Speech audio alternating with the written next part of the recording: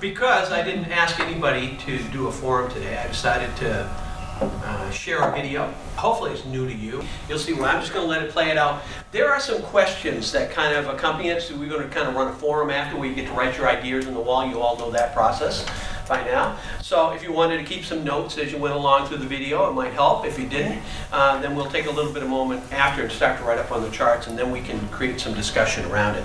So I'm going to kind of let the video talk for itself. Now, I passed out a piece of paper there, and if you want to make some quick notes, here's what I invite you to do. Make some quick notes, and then go to the appropriate flip chart, which correspond to those questions. Write down your thoughts. You know how we do this. And then we'll talk about all this stuff, and we'll have an open discussion.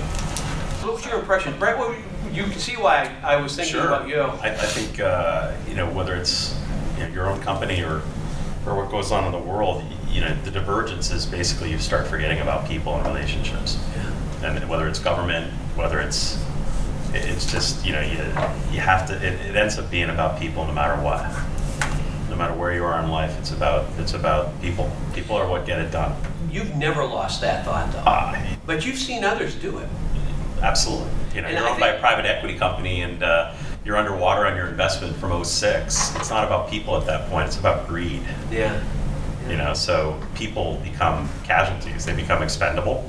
But I could talk all day. We fought very hard to make win-wins where people had to take some sacrifice, but you kept the muscle in the organization. We're in a position now where any volume that incremental volume we get drops right to the bottom line. So we're in a great spot. But having done this since '01, and I'm mostly talking about lean manufacturing, and to see, a $150 million company just struggle to start lean, stop, because you have to have the experience running the show. And then you have to have that critical mass. So it's just, it boils down to the divergences. Someone forgot about people. Yeah. Other points of view. Yeah, Neil, please.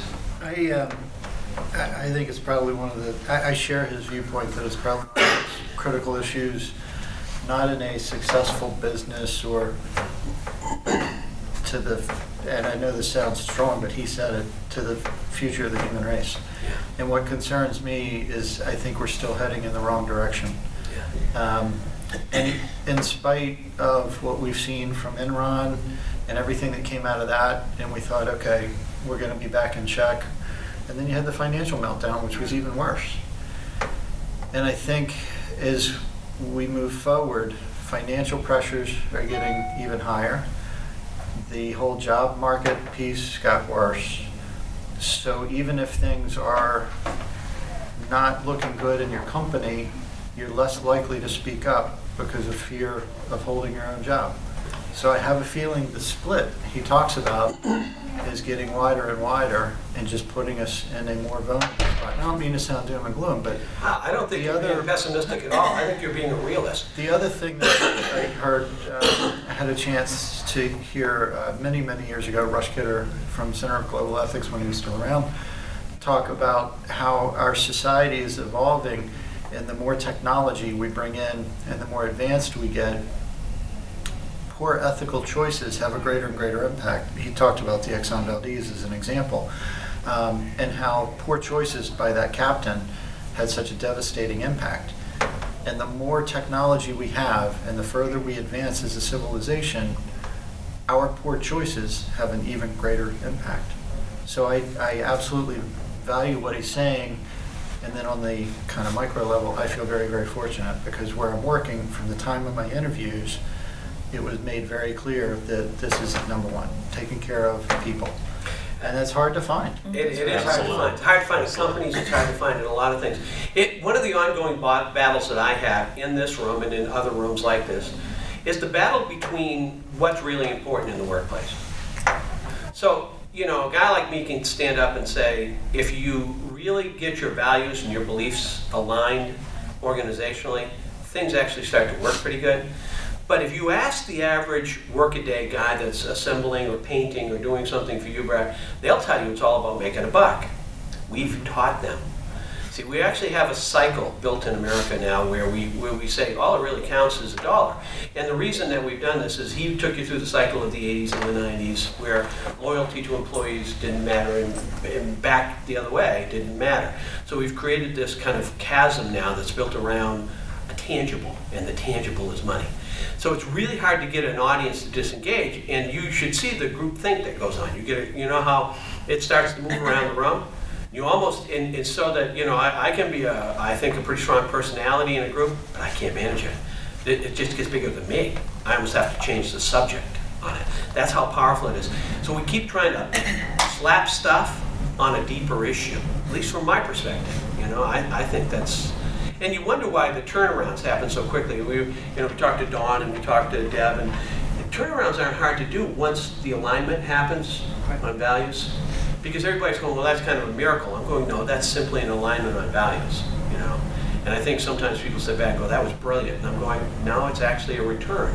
It's a return to core values, a return to beliefs that count, Is the world going that way? My personal belief is I agree with you, Neil. I don't know, we seem to have lost control. We need to be reminded so much more often, and I suppose that's good for us, Yeah.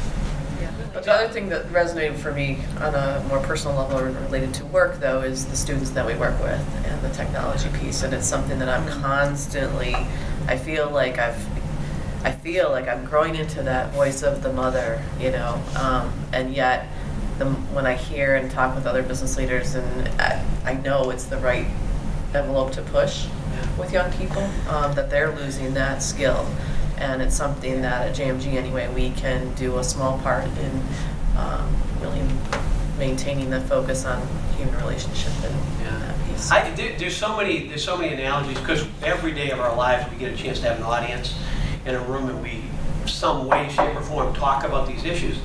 And it's so easy to understand how people have been classically trained to not think like that. Yeah. Very sophisticated, top people in organizations. We're not talking about the slow kids here. We're talking about kids just like you, who are really don't get it at all. And you almost have to. First of all, I think as a leader, we have to have an understanding that we need to stand up straight and tall, and that we can't just accept because there's a number of people who disagree with us what's right. That's hard. It's not as easy as it sounds. And you're surrounded by really smart, high IQ people who believe a certain thing and they're wrong.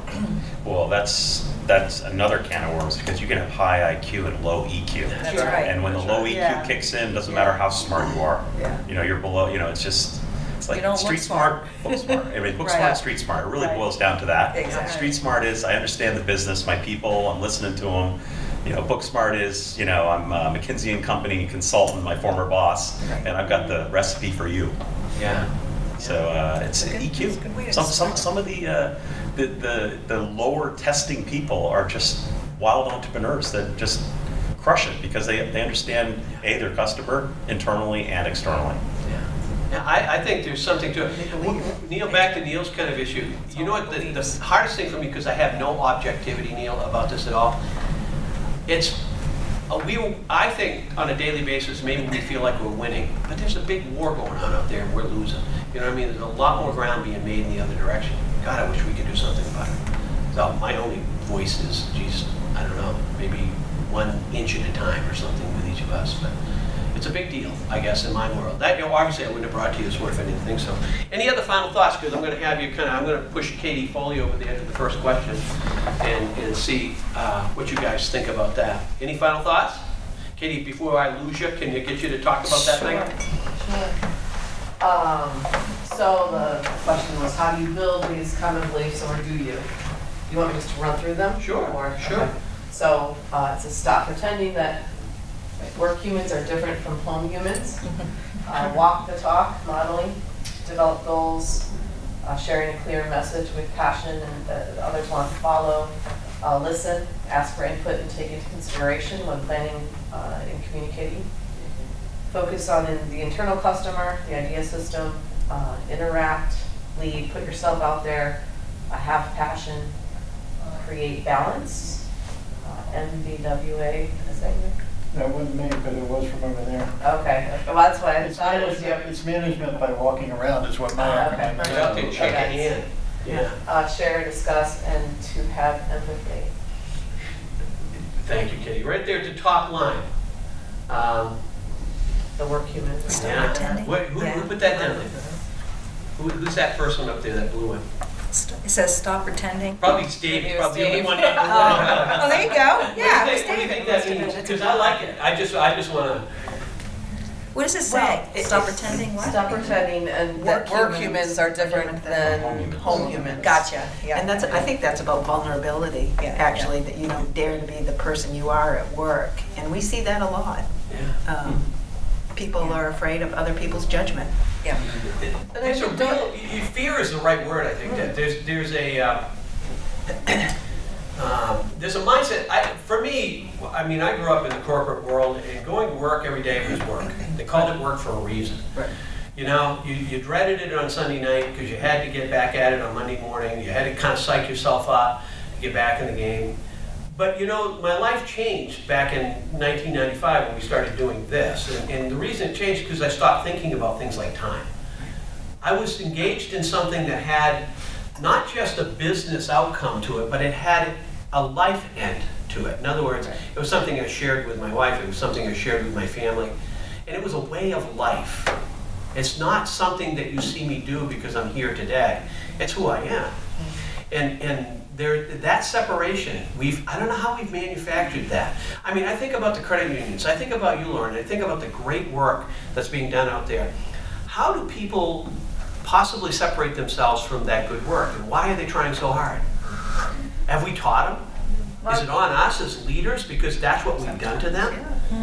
I mean, I don't think we can escape going and looking in the mirror on this Well, one. how often does your boss say, hey, leave your personal life at home? Yeah. You know what I I'm was going saying? to say, I think Yeah. we've created Yeah, that. we have. There was a time when it, We and have. I think it still is, you know, Yeah. there, that you were supposed to wear those different roles constantly and be two different people. Exactly. You know, it's that idea of having executive presence in front of your minions, and yet, you know, you're not allowed to have that human element to yourself. Yeah. And I think for me, it's a mistake. It is. Neil will tell you that Yes, we are you know, who we you are. can, you Yeah, can, yeah. there's a difference between, I can't bring all my work problems Right. into my role, but I can still be human in my role. That's right. And I think that's the difference. So. Right. We don't have to bring our problems there, but we can be ourselves.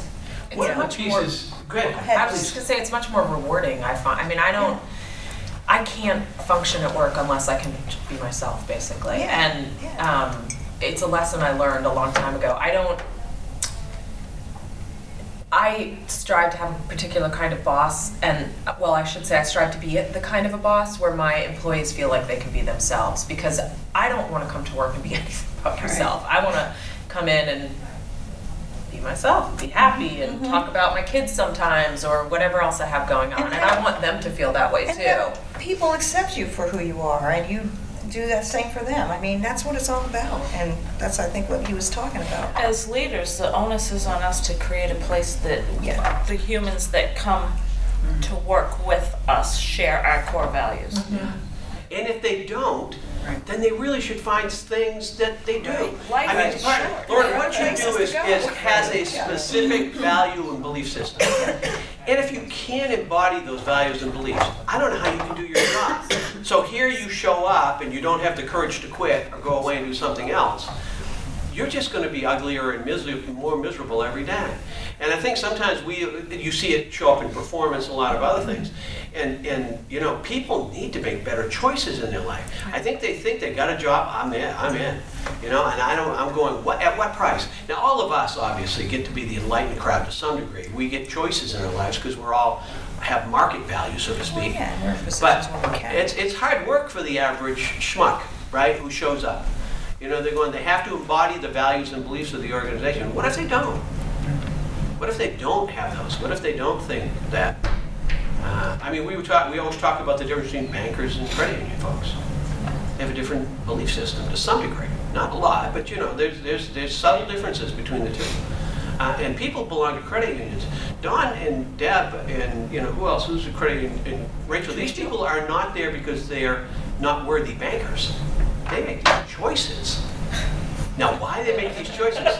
No, you know what I'm saying? Because that's what a banker might say to you. Well, he couldn't cut it in the bank. Well, yeah, there's a I perception out disagree, there, but we right? disagree totally. I have interviewed for both credit unions and banks, and I can tell you that I could have an easier position with greater pay working for a Much better bank pay. because You're the absolutely focus right. is this small. Much better pay, Yeah. Yeah. And it's different, but it's not in line with what my core belief system is and what it is we're trying to get done through banking in a credit union.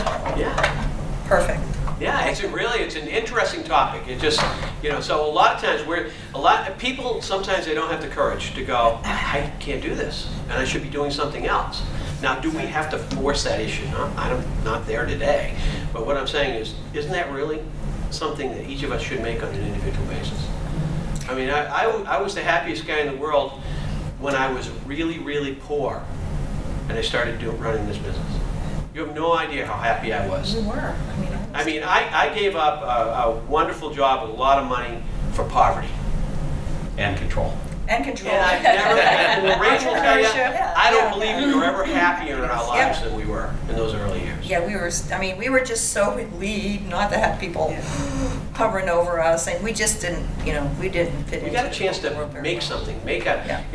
put your signature on the world or Yeah. something. I don't know what the hell the word is. Could I go back to what you started to say, and I don't know if you corrected yourself or added, because you started to say about, I think, finding a boss, and then you said being a boss. Well, I decided to not talk about that and to go in the other direction. You want to keep it positive. Yeah. I actually, and I totally agree with everything you said, and where you all are on that kind of credit union versus bank, and I think from a business philosophy, you've got that piece, but I also think what you started to say, is absolutely critical, because sometimes even in an environment that, you might think, I'm trying to choose my words very carefully here, the mission and things like that, you're in alignment, you might still find that on a reporting side, you're not. And I think it's equally challenging finding both the company alignment and the individual management alignment. You're right. Absolutely. Oh, That's 100%. very challenging. You're right.